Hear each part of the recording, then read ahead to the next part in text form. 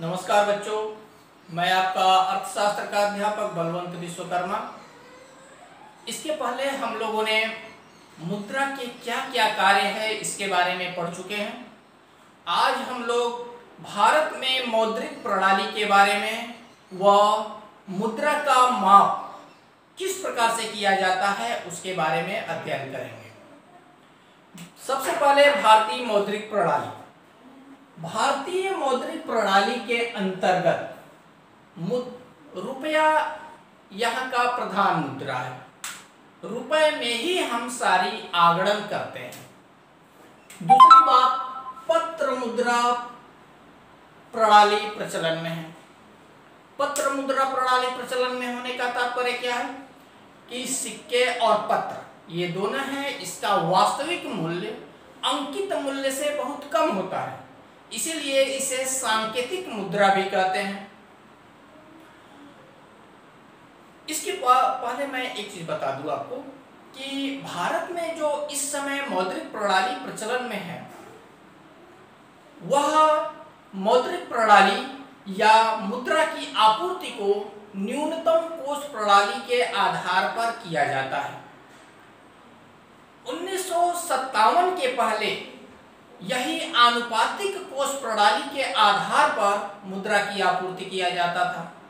आनुपातिक कोष प्रणाली का तात्पर्य है कि जितना मुद्रा हम मार्केट में डाल रहे हैं उतने के बराबर हमको स्वर्ण व विदेशी मुद्राएं आरबीआई को अपने पास रखना पड़ता था, जबकि न्यूनतम कोष प्रणाली के अंतर्गत एक निश्चित मात्रा में विदेशी मुद्रा व स्वर्ण अपने पास रखने पड़ते हैं आरबीआई को। उसके अतिरिक्त जो है वह सरकार के आदेशानुसार वह प्रतिभूतियों के आधार पर कितना हो मुद्रा छाप देती है। तो न्यूनतम कोष प्रणाली 1957 के बाद से प्रचलन में है। न्यूनतम कोष 200 करोड़ रुपए होते हैं, जिसमें 115 करोड़ रुपए का विदेशी प्रतिभूतियां व 85 करोड़ रुपए का स्वर्ण रखे जाते हैं। इसके अलावा सहायक सिक्कों का प्रचलन। भारत में सहायक सिक्कों का प्रचलन है। सहायक सिक्के का मतलब है कि जो 25 पैसे, 10 पैसे, 50 पैसे, 1 रुपए, 5 रुपए के जो सिक्के होते हैं वह सहायक रुपए की सहायता करता है लेन देन को आसान बनाने में, इसलिए इन्हें सहायक सिक्के कहते हैं। फिर है रुपए का विनिमय। रुपए का विनिमय हम बड़े ही आसानी से कर सकते हैं, क्योंकि एक रुपए को दूसरे रुपए से आसानी से बदला जा सकता है। फिर है नोटों का निर्गमन। नोट किस आधार पर निर्गमन होता है? जैसे मैंने बता दिया, न्यूनतम कोष प्रणाली के आधार पर। और भारत में नोट कितने कितने जो है प्रचलन में है जानते हैं? 50 रुपए के, 20 रुपए के, 100 रुपए के, 10 रुपए के, 500 रुपए के और 2000 रुपए के नोट भारत में प्रचलन में है। इसके बाद हम आते हैं मुद्रा की पूर्ति तथा इसका माप। मुद्रा की पूर्ति, जैसा मैंने बता चुका है कि मुद्रा की पूर्ति भारत सरकार और रिजर्व बैंक ऑफ इंडिया, जिसको केंद्रीय बैंक भी कहते हैं, के द्वारा किया जाता है। भारत सरकार 1 रुपए के नोट को छापती है और उस 1 रुपए के नोट पर भारत के वित्त सचिव का हस्ताक्षर होता है। इसके अतिरिक्त जितने भी नोट होते हैं सभी पर भारतीय रिजर्व बैंक के गवर्नर का हस्ताक्षर होता है और भारतीय रिजर्व बैंक ही उसकी छपाई करवाता है।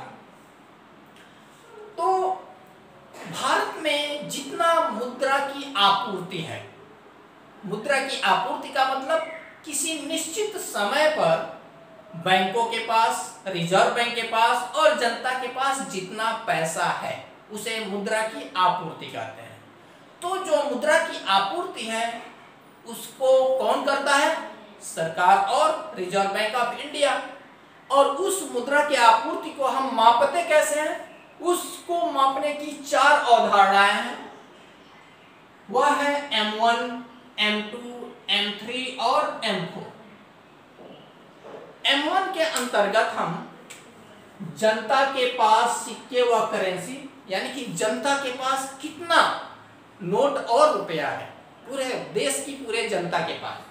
दूसरी बात, व्यापारिक बैंकों की मांग जमाएं। व्यापारिक बैंक यानी कि जितने भी बैंक होते हैं, चाहे प्राइवेट बैंक या सरकारी बैंक, सभी को व्यापारिक बैंक कहते हैं।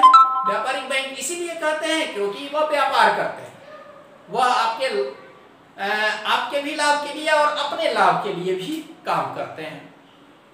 तो व्यापारिक बैंकों के पास जितनी भी मांग जमाए के अंतर्गत 2 तरह के खाते खुलते हैं, एक करेंट अकाउंट और दूसरा सेविंग अकाउंट। तो करेंट अकाउंट और सेविंग अकाउंट दोनों खाते, दोनों अकाउंट मांग जमाओ, दोनों अकाउंट में जो जमाएं होती हैं वह मांग जमाएं होती हैं। क्यों मांग जमाएं होती है? क्योंकि जब चाहे तब आप चेक के माध्यम से आसानी से उसको निकाल सकते हैं। उसके अलावा आरबीआई के पास अन्य जमाएं, आरबीआई के पास भी जो जमा होते हैं। आरबीआई के पास क्या जमा होता है? जैसे बैंक सब अपनी पैसे रिजर्व बैंक के पास सुरक्षित रखते हैं, फिर सरकार भी अपने पैसे रिजर्व बैंक के पास सुरक्षित रखते हैं, फिर विश्व बैंक, IMF या अन्य विदेशों के देश भी अपनी बहुत सारी हार्ड करेंसी रिजर्व बैंक के पास रखते हैं। तो वे सभी जमाएं भी M1 के अंतर्गत आते हैं। तो अब देखिए, इन जमाओं में वही जमाएं हैं जो तत्काल निकाला और उसका प्रयोग किया जा सकता है।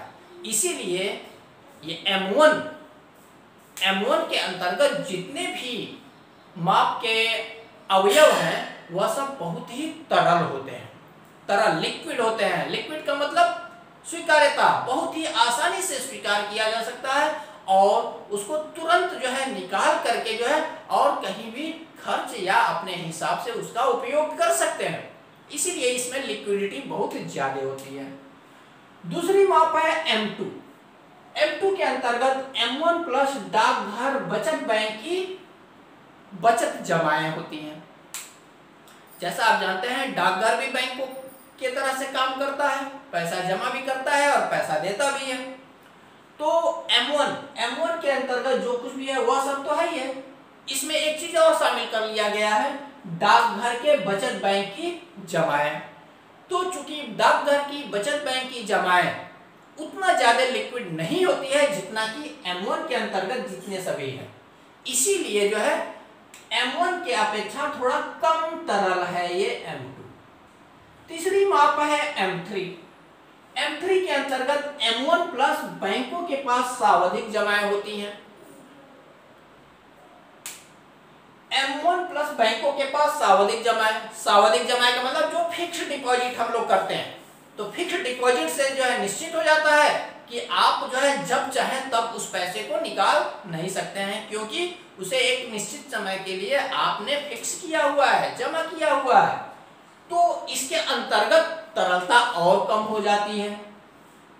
चौथी बात है M4 के अंतर्गत M3 यानी कि M1 प्लस बैंकों के पास सावधिक जमाएं प्लस डाकघर बचत बैंक की समस्त जमाएं M4 के अंतर्गत आती है। तो डाकघर बचत बैंक की समस्त जमाएं जहां डाकघर आ जाती है वहां पर लिक्विडिटी थोड़ी सी कम हो जाती है, क्योंकि डाकघर की जमाएं तत्काल निकालना बहुत ही संभव नहीं हो पाता, क्योंकि डाकघर के पास लिक्विड की बहुत ज्यादा कमी होती है, मनी की बहुत ज्यादा कमी होती है। आप पहले कहेंगे, उसके बाद वह एक दिन समय दे करके आपको पैसा देते हैं। इसलिए चूंकि डाकघर यहाँ पे आ गया, इसलिए M4 सबसे कम तरल मुद्रा का माप होता है, यानी कि तरलता सबसे ज्यादा M1 में, और जैसे जैसे M4 के तरफ बढ़ते जाते हैं तरलता कम होती जाती है। यहाँ पर एक चीज और मैं बता दूं कि M4 सबसे ज्यादा विस्तृत मुद्रा होती है। M4 सबसे ज्यादा विस्तृत मुद्रा होती है। लेकिन भारत में M3 को विस्तृत मुद्रा माना गया है। भारत में M3 को विस्तृत मुद्रा माना गया है। तो ये चारों जो है मुद्रा के माप हो गए कि किस प्रकार से मुद्रा को हम मापेंगे, जो है कि कितना मुद्रा की आपूर्ति अर्थव्यवस्था में या देश के अंदर है। उसके अलावा एक कंसेप्ट आता है हाई पावर्ड मनी, उच्च शक्ति मुद्रा।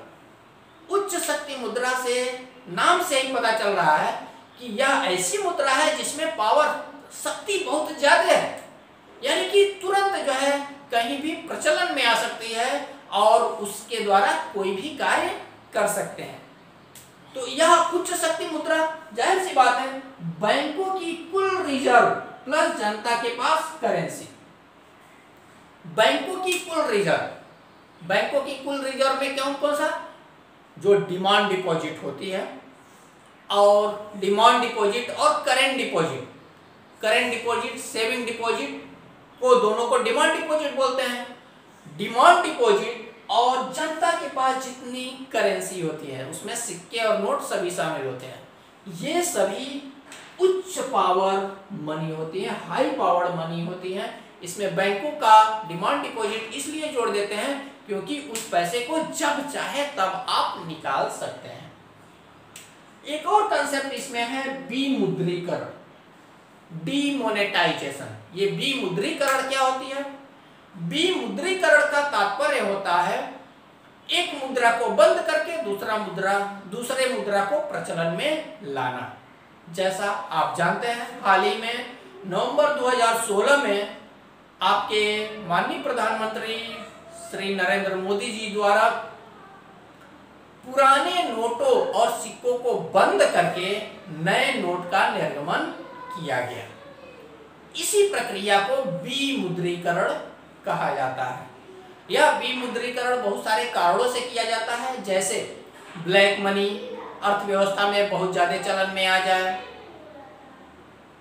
फिर ब्लैक मनी के अलावा ये जो डुप्लीकेट करेंसी होती है, यानी कि नकली मुद्रा अर्थव्यवस्था में बहुत ज्यादा चलन में आ गया हो, या कुछ और उद्देश्य हो सकते हैं, जैसे कि एक उद्देश्य था जो है कि आतंकवादियों का कमर फंडिंग रोक देना। जैसे मुद्रा जैसे डिमोनेटाइज किया जाएगा वैसे ही जो है पुरानी मुद्रा को वापस लिया जाएगा, तो जो फंडिंग होती थी जो है आतंकवादियों को, वह तुरंत वहीं पर रुक जाएगा। तो इन सभी कारणों से जो है विमुद्रीकरण किया जाता है। और विमुद्रीकरण करके कभी कभी एक और कारण हो सकता है कि जैसे मान लीजिए कि देश में मुद्रास्फीति बहुत ज्यादा है, यानी कि महंगाई दर बहुत ज्यादा हो गई है। ऐसी दशा में आप जो है बोरे में भर के ले जाएंगे पैसा और झोले में जो है सामान खरीद के लाएंगे। तो ऐसी स्थिति न आने पाए, हम पुराने नोटों को जो है बंद करके बदल करके नया नोट जारी कर देते हैं, जिससे जो है नोट की वैल्यू जो है बढ़ जाती है। तो ये सब कारण होते हैं विमुद्रीकरण के। और भारत में अभी हाल ही में विमुद्रीकरण किया गया सन 2016 में। बहुत ही मुश्किल काम, बहुत ही कठिन कार्य होता है, क्योंकि जो है कि पूरी अर्थव्यवस्था अस्त व्यस्त हो जाया करती है, लेकिन भारत में सफलतापूर्वक हो चुका है। आज के लिए बस इतना ही। धन्यवाद।